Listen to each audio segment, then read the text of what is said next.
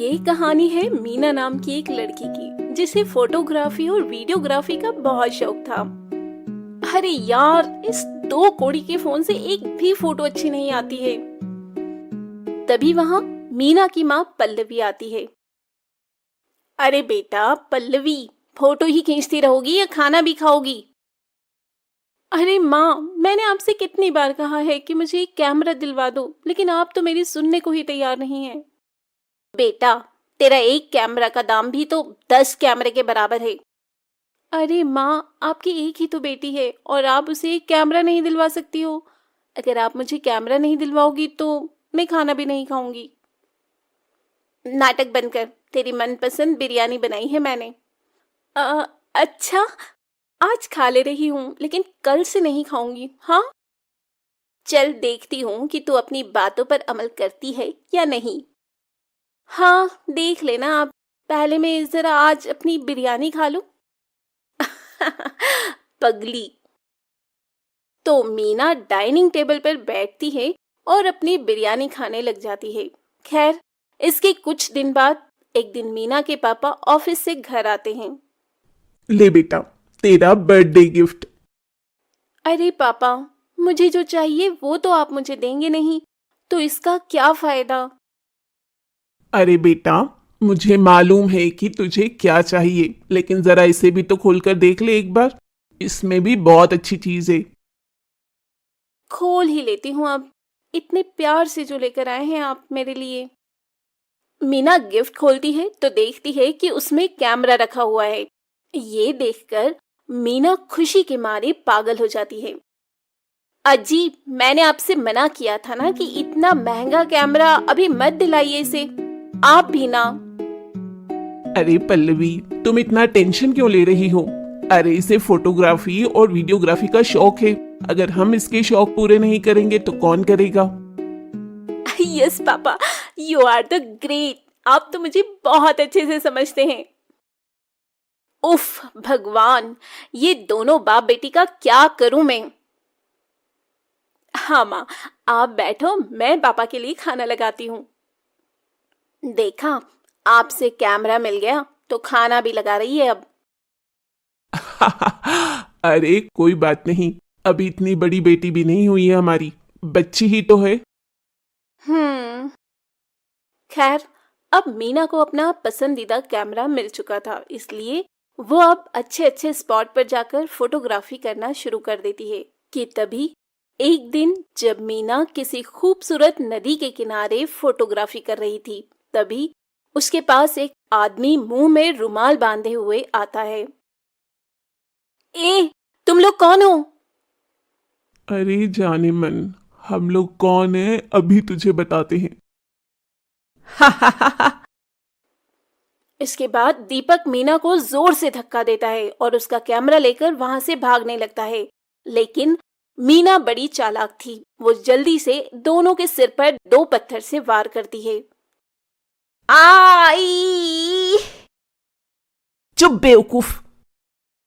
वहीं मीना जल्दी से उनके पास आ जाती है और अपना कैमरा उठाती है। बड़ी चालाक बन रही है ना तू। रुक, तुझे अभी इसी नदी में फेंकता हूं। तब दीपक मीना से उसका कैमरा छीनता है और उसे नदी में फेंककर राजेश के साथ फरार हो जाता है। वहीं दूसरी ओर मीना चुड़ैल बन जाती है। एक तो तुम लोगों ने मेरा कैमरा चुराया और ऊपर से मुझे एक चुड़ैल बना दिया। अब मैं तुम लोगों से बदला लूंगी, बदला। वहीं दूसरी ओर मीना के माता पिता उसके लिए बहुत परेशान होते हैं और उसकी मिसिंग कंप्लेंट थाने में लिखवा देते हैं। खैर, चुड़ैल अब राकेश और दीपक के पास जाती है। मेरा कैमरा चुराएगा तू? रुक, अभी तेरी टांग तोड़ती हूँ और इसका सूप बनाकर पीती हूँ। तब चुड़ैल राकेश के सामने अचानक से प्रकट हो जाती है। चुड़ैल को वहां देखकर राकेश की सिट्टी पिट्टी गुम हो जाती है। क, क, क, कौन है तू? कहीं तू मेरी पुरानी प्रेमिका मंजूली तो नहीं है? अपनी शक्ल देखी आईने में? तेरी कोई पुरानी प्रेमिका भी थी?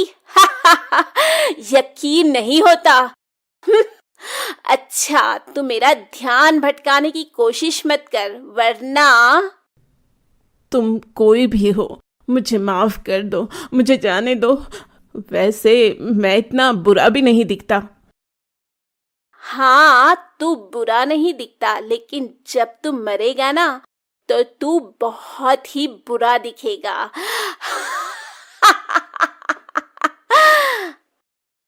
मरेगा मतलब?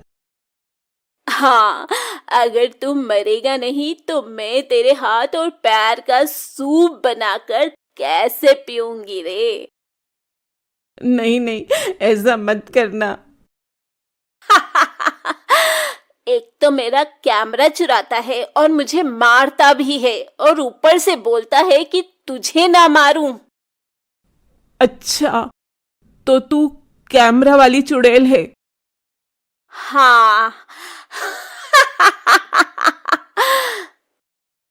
तब इसके बाद चुड़ैल राजेश के हाथ पैर तोड़ देती है और उसे मार डालती है। उसे मारने के बाद चुड़ैल वो कैमरा अपने हाथ में लेती है। रुक, ऐसे ही रहना, अब तेरी एक फोटो खींचती हूँ। और चुड़ैल अपने कैमरे से राजेश की लाश की फोटो खींचती है और बहुत खुश होती है। अगर मैं ना मरती ना, तो बहुत अच्छी फोटोग्राफर बन जाती। वाह मीना, तेरी फोटोग्राफी का तो कोई जवाब नहीं। सोच रही हूँ, अब से मैं बुरे लोगों को ऐसे ही मारूंगी और उनकी ऐसे ही तस्वीर लूंगी। इस काम में तो बड़ा मजा आने वाला है मीना। लेकिन दूसरा वाला आदमी कहाँ है? पहले तो उसे मारूंगी और सोच रही हूँ कि उसकी खोपड़ी का सूप बनाकर पीऊं। और चुड़ैल अब दीपक को ढूंढने लग जाती है। वहीं शाम को जब दीपक राजेश के पास आता है तो देखता है कि किसी ने राजेश को बहुत बुरी मौत मारा है। नहीं, कहीं ये काम उसी लड़की की आत्मा का तो नहीं है? मुझे भागना होगा यहाँ से। तभी वो वहां से भाग जाता। वहीं दूसरी ओर चुड़ैल एक आदमी की दुकान के पास जाती है। दरअसल वो आदमी मोहल्ले में बासी मिठाइयां बेचता था। इस आदमी की वजह से मेरा बहुत बुरा वाला पेट खराब हो गया था। इसे तो मारना ही पड़ेगा। खैर, वो आदमी अपनी दुकान बंद करके घर के लिए निकलने लगता है कि थोड़ी दूर आगे बढ़ने पर एक सुनसान गली में उसे चुड़ैल मिल जाती है। चुड़ैल? वो भी कैमरे वाली? आजकल चुड़ैलों के पास भी कैमरा होता है क्या? और क्या, हम लोग मॉडर्न जमाने के चुड़ैल हैं। हमारे पास सब कुछ होता है। अच्छी बात है, अच्छी बात है। लेकिन तुम्हें मुझसे क्या काम है? सुना है तू बासी मिठाइयां बेचता है, जिससे लोगों की तबीयत खराब हो जाती है। नहीं नहीं, ये किसने बोला? ये सब गलत है। मैं तो कॉलोनी में सबसे ताजी मिठाइयां बेचता हूँ। तभी चुड़ैल अपनी शक्ति से उस आदमी की दुकान की मिठाइयां अपने हाथों में प्रकट करती है। अच्छा, तो ये ले, अपनी सारी मिठाई खा ले। अब वो आज मेरा पेट खराब है। मुझे पता था कि तू यही बोलेगा, लेकिन मैं तो तुझे ये मिठाई खिलाऊंगी। नहीं नहीं। जबरदस्ती उस आदमी के मुंह में मिठाई के डिब्बे को ठूंस देती है, जिससे उस आदमी की मौत हो जाती है। बड़ा आया, मेरा पेट खराब करेगा। गया ना काम से। उसे मारने के बाद चुड़ैल उसकी तस्वीर ले लेती है। मोटा गेंडा कहीं का, इसकी तो फोटो भी अच्छी नहीं आई।